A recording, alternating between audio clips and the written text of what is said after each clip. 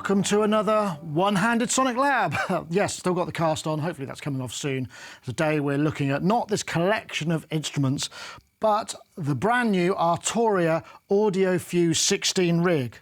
Now this is a kind of step up in the number of I/O they're offering, and what they're aiming to do with this is turn this into a sort of big studio centerpiece. As such, it's got quite a different configuration than the last lot. The AudioFuse 16Rig has 16 line inputs. The first two are combi jacks, so you've still got 2 mic preamps should you need them, and then you've got an additional 16 I/O available on ADAT. That's if you're running at 48K. This will go up to 192, but obviously if you're doing that with the ADATs, you're going to have to smux them, and means you only get 8 channels rather than 16. But not only do we get the 16 inputs, we get 10 line outputs. We've also got comprehensive USB and MIDI control and setup. In fact, there's a USB host port on the front of here. You might be able to just see that if I throw this one here. This is actually running, in this instance, successfully running the Arturia KeyStep Pro, keeping this in the family. No additional power. Obviously the lights are a little bit dimmer, but it seems to run that fine. And then I can route this plus the MIDI DINs via the control panel, which you can see here. There's a whole load of really MIDI routing options via AudioFuse 16Rig. This is the AudioFuse control center. So aside from just those things, we've got the ability to have alternative monitors. There's quite a comprehensive front panel control section. Obviously in this shot it's quite hard for me to show. I'll set up another one, we'll get it on the cake stand and I'll give you a full tour. I'm just giving you an idea of the features. It runs in standalone mode or in host mode, which means that we would have the computer connected to this. The other thing that's pretty cool about this is we've got DC coupled outputs, which means that we can run control voltages out of those 8 to 10 outputs on here and then throw those into, some other stuff. We'll show you how that works. Okay, let's have a look at the CV outs on this, because there are DC coupled outputs on here, and it's a little bit fiddly to set up because there are some default values that you may not be aware of, but let's take a look. So I've got live running here. I'm going to use the built-in Max for Live CV LFO. Just drop that on a MIDI track, and that will convert this to an output. Now, obviously, in my audio settings, I've got the AudioFuse. I've only got a couple of outputs configured because there's no point in doing all 34. So we'll just come out here. So now what we're going to do is we send that to an external output. I've got number 3 plugged into the front panel of the Radical technology, which is modulating the filter. So now we can see it's modulated. It's not very deep though, is it? It doesn't seem like that's all that deep. So let's just go to control panel, and you can see here that the default line level outputs are all set to -30. This also, you can see the CV control there. I'm going to turn that up to 0. So that would mean now we've got let's turn this up a bit, a much greater range of modulation there, which is what we want. So we can carry on with just... I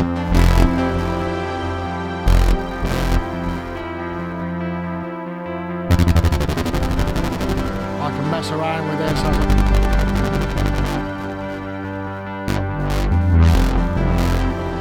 That'll be all nice. Now there's another thing that's actually worth mentioning is, I don't know if you're aware of this, I mean some of you probably are, and you're probably going to say, you fool, of course we know, but it is possible to record those CV outs into Ableton clips. So I'm just going to take this shot here, and what I'm going to do is I'm going to send the CV to an audio track, and then that audio track I'm going to have on input, and you can see that that's actually working there. So now I'm just going to basically, let's actually change this to a square. It might be a bit easier to see what's going on. So we'll go a square wave, and we'll increase the amplitude here, and then I'm just going to record a clip. 3, 4. Okay, let's go. So now you can actually see that there is a square wave of CV out, and if I route that to my, let's say, we'll go to output, external output, to CV, and then I mute this guy. Let's just take this one off. So now when I play this clip, the CV is actually working here. That means I can actually warp this stuff and do all kinds of mess around with it a bit. I can edit the CV as if it was audio in a clip, and maybe have some clips with some pre-prepared sort of time, tempo sync things, and bring them out, as long as I've obviously got a DC coupled audio interface to throw it out of. Just thought I'd let you know about that one because it's quite handy, and you can obviously apply effects and do all sorts of weird stuff to it and see what happens. There's 8 presets that you can save and store, save and recall your settings, and as far as I know, that's kind of everything. So that can work in standalone and in host mode. And not only that, but if we look at this, there's a very comprehensive routing matrix for setting it up as you wish. You've got the ADAT outputs, you've got USB returns, and there's also a loopback facility which allows us to record the inputs mixed into DAW, but we can also use that for routing things into, say, Skype or, well, not Skype, who uses Skype these days, Zoom, that kind of stuff as well. So I've cleared everything away, and those of you who are familiar with maybe some of our older output will be pleased to see the return of the rotating cake stand, because that's the perfect vehicle in this case for showing off the features of this, because it's just a bit easier to see, it being a short rack. We'll start off with the power button. It's got a lovely blue light, so you can see that comes on. A for blue, and then we've got this really nice, I guess it's an AMOLED display, which gives us all the sort of controllability. In fact, before I go to any further, I should point out that it's possible to rack mount this. So what we can do with this, we've got these lovely ears, which will go either like this, or we can mount them like this to give them sort of feet. And then we've got these additional feet, which we would mount at the back, so you can kind of lift the thing off the desktop. Anyway, back to the inputs and outputs. So to start with, we've got MIDI host output, or input rather. This is what I plugged the KeyStep Pro in the earlier setup, and that is a sort of class compliant MIDI setup. Worked fine with it. You can't work it with a hub and have multiple ones, but there is also a USB hub output as well, and there's another one on the back. So you've got your USB-C in, and then you've got 2 USB-A outs, which give you access to other stuff. So if it's not in standalone mode, then you'll be able to access those additional devices through the computer. If it's in standalone mode, the beauty of this is the MIDI will work as it stands. Right, next up we've got headphone volume, which is dedicated 1/4 inch and 1/8 inch outputs. You can actually have more than one headphone output. I'll show you, get onto that a bit later. Then we've got the main monitor control out. This is the level for the monitors. And we've got a couple of buttons here. We can mute the monitors. Then we've got this button here, which is a functional button, which will either do, you can do things like dim or mono, or maybe switch to an alt set of speakers. We'll get onto the setup of that a little bit later. Then we've got the data wheel, which is a continuous rotary encoder and a back button. And as you can see, we're able to go through. So for instance, if I press this button here and click, we've got MIDI activity. I don't know if you can see all of that. Then we've got other pages where I can route. This preset is in standalone mode, but I could set it to be hosted. And this is all saved in the presets. And then, we can come back. Then we've got obviously the display. And then these buttons will give us access to sort of quick metering. So pressing the outs button will give me metering of all the outputs. Pressing the mixer will give me the mixer shortcut, and then Q for the Q mix, because there's 4 Q mixes in here. Then we've also got inputs, where we can see the metering of the inputs, and in 1 and in 2, because these are dedicated buttons, because essentially we've got 16 inputs around the back, but on the front, the first 2 inputs are replicated with these combi jacks. So this gives you an instrument level or a mic level input. Then also there's another set of inputs here, which are mini jack, so you could plug, like, I don't know, your phone, or that's quite nice to have that on the front, so you might want to bring that into your system quite easily. Then we've got a pair of outputs here. These outputs are again replicated as to what's on the back, but you could set those out so that if you needed to get to them without having to reach around the whole back of it, that's just really handy. And these can be configured in a number of ways. In fact, if I go to outputs and I do output 3, because that gives us the option. So we can set what format. So in this instance, we've got line level. So if I lean over, I don't know if you heard that click, reamp as well. So we can have it set for a reamp. There was another click there, and then we can have direct through and alt phone outputs, for instance. Now, the reason you're hearing those clicks, and this is actually quite a good sign, because usually in sort of fairly high-level audio interfaces, there are dedicated signal paths that are kind of separate sets of circuitry, and you use relays, which are generally sort of actual physical contacts which kind of route the signal in a different way. And that's what's going on here. When you hear that click, it's actually kind of switching in a whole different set of circuitry. So it's quite a nice indicator of kind of the quality of what's going on inside here. I mean, they've really sort of kind of gone to town with the level of utility. Right, so let's take a look around the back. I'll bring this over here a little bit, you can see it. So right here we've got 16 quarter-inch jack inputs. These are all line levels. Now, the one thing that's really interesting about these, well, it's not interesting, I suppose, but each of them, if you can see, they have actually got a knurled fixing point. So these are actually fixed hard to the back of the unit. So there's no wibble and no wobble. It's not surface mount. So for instance, if you look here, these are surface mount. I mean, they're very nicely surface mounted. There's not much wibble there, but this ensures that any tension on these is not going to kind of gradually wear out or maybe pull the circuit board. So we've got 16 balance line inputs on quarter-inch jacks. Then we've got 10 outputs. So we've got 1 and 2 are generally the main monitors. Then the alts would be 3 and 4. Then we've got 5, 6, 7, 8, 9, 10. 10 outputs there. Then we've got our ADAT connectivity. So 2 sets of ADAT. So if we're running this in 48K, that gives us a whole extra 16 outputs if we've got some ADAT enabled hardware, or 16 inputs if we've got enabled ADAT input. The thing that's interesting about this, I think, is that if you've already sort of got some rack studio gear, chances are you might have an 8-channel mic preamp with ADAT, or you might have an audio interface that enables you to route. This will integrate with that, and so it doesn't mean like you've got to sort of start from scratch.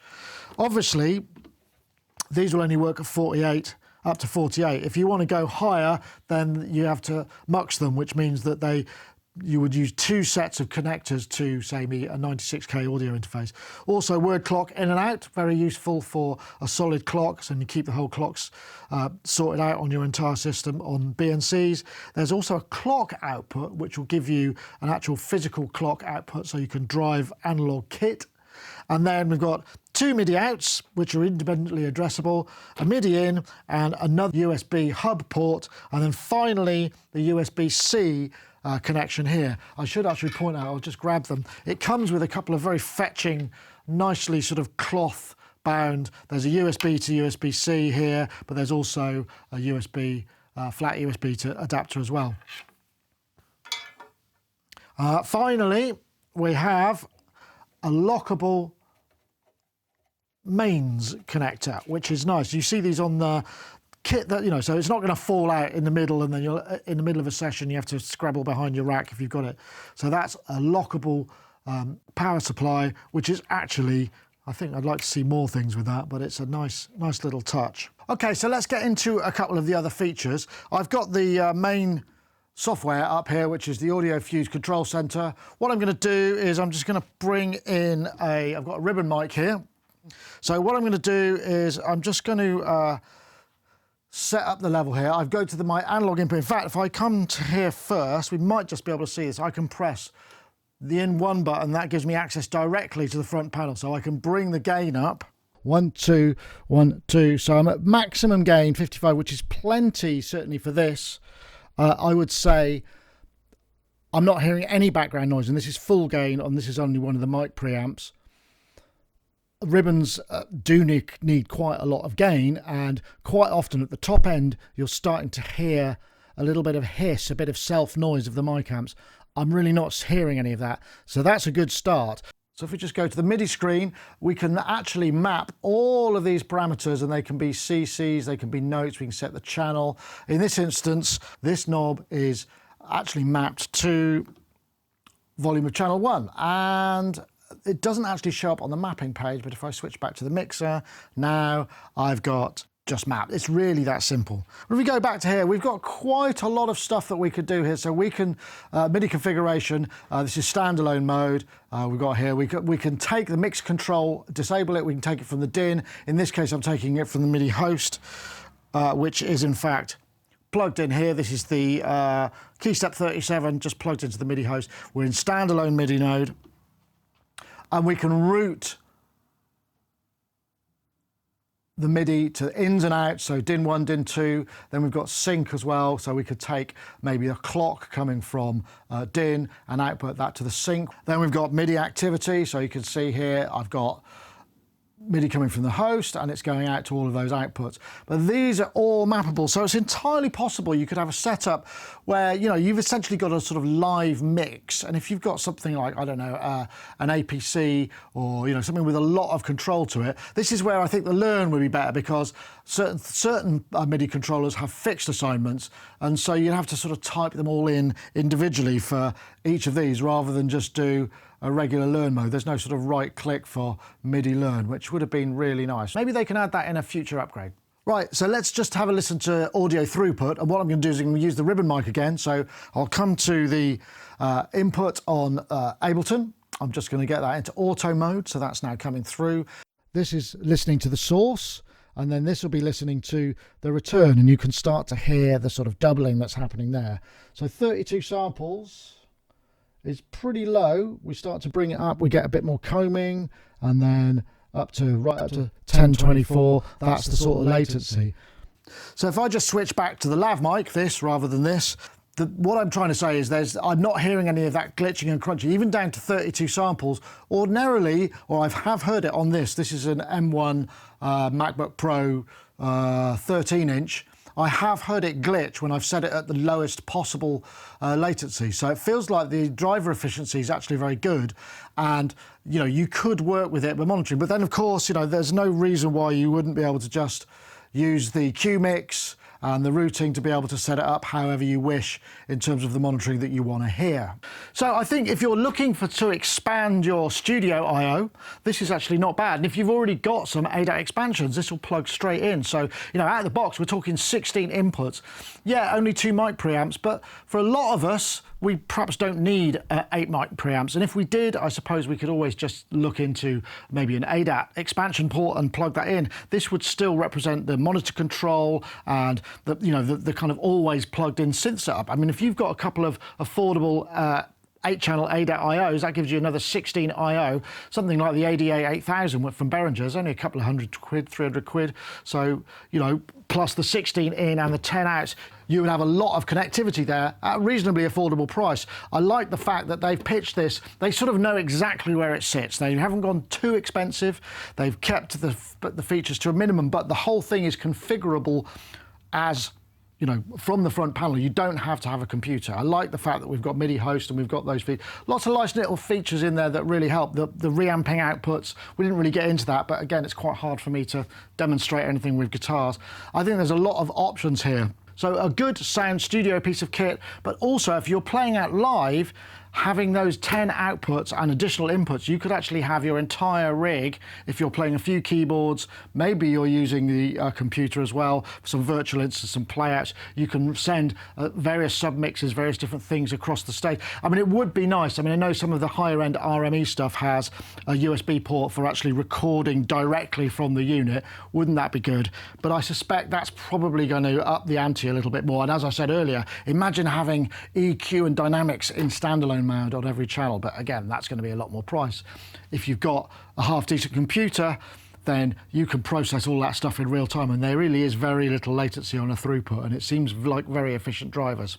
So I hope that's given you all the information you need to consider a purchase if you're looking to expand your audio I/O. Don't forget, if you want to support us on Patreon, you're welcome to. I'll put the stems up and perhaps some samples from that initial jam at the beginning, so you can just have a poke around with them. Anyway, that's it. Thanks very much for watching. See you next time.